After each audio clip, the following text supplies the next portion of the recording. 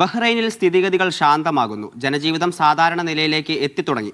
ഇറാന്റെ 70 മിസൈലുകളും 76 ഡ്രോണുകളും തകർത്തതായി Bahrain defence force അറിയിച്ചിട്ടുണ്ട്. 4-ാം ദിവസത്തിലേക്ക് എത്തുമ്പോൾ രാജ്യത്ത് ഒരിടത്തും ഇറാന്റെ ആക്രമണത്തിൽ അപകടം സംഭവിച്ചിട്ടില്ല. വിവരങ്ങളുമായി ഷെഫി ഷാജഹാൻ ചേരുന്നുണ്ട്. അനീഷ, 4-ാം ദിവസത്തിലേക്ക് കടക്കുമ്പോൾ ബഹ്റൈനിലെ കാര്യങ്ങൾ കൂടുതൽ ശാന്തമായിക്കൊണ്ടിരിക്കുകയാണ്. ജനജീവിതം സാധാരണ നിലയിലേക്ക് എത്തിത്തുടങ്ങി എന്ന് വേണം നമുക്ക് പറയാൻ.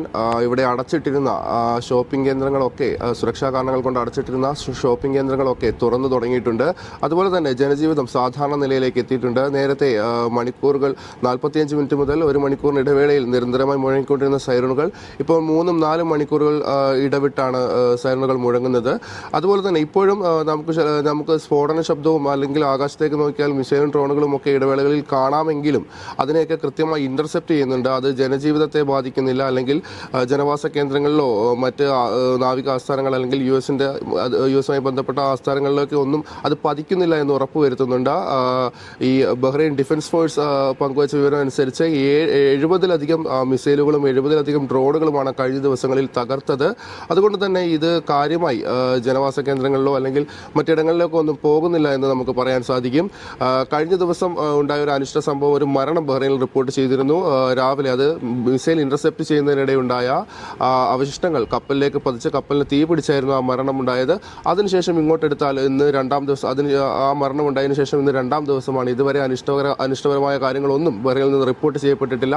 ഒരു മിസൈലുകളോ അല്ലെങ്കിൽ ഒരു ഡ്രോണുകളോ ജനവാസ കേന്ദ്രങ്ങളിലോ അല്ലെങ്കിൽ മറ്റിടത്തോ പതിച്ചതായി റിപ്പോർട്ട് ചെയ്യപ്പെട്ടിട്ടില്ല എന്നത് ആശ്വാസകരമായ വാർത്തയാണ്. അതേസമയം ഇന്ന് 4-ാം ദിവസം എത്തിയിട്ടും ബഹ്റൈൻ വ്യോമപാത എയർ സ്പേസ് ഇതുവരെ തുറന്നിട്ടില്ല എന്നത് കുറച്ച് ആശങ്കാജനകമായ കാര്യമാണ്.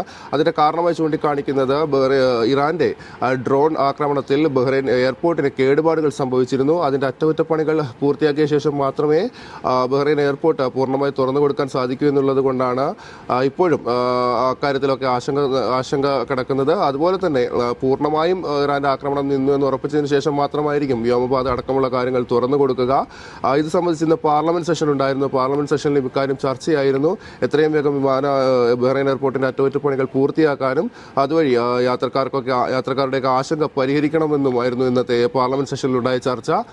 അതേസമയം ഇന്നത്തെ പാർലമെന്റിൽ പ്രധാനമായും ബഹ്റൈനിൽ സ്ഥിതിഗതികൾ ശാന്തമാകുന്നു എന്നുള്ളതാണ്. ജനജീവിതം സാധാരണ നിലയിലേക്ക് എത്തി തുടങ്ങി. ഷെഫി ഷാജഹാനാണ് ബഹ്റൈനിൽ നിന്ന് വിവരങ്ങൾ നൽകിയത്.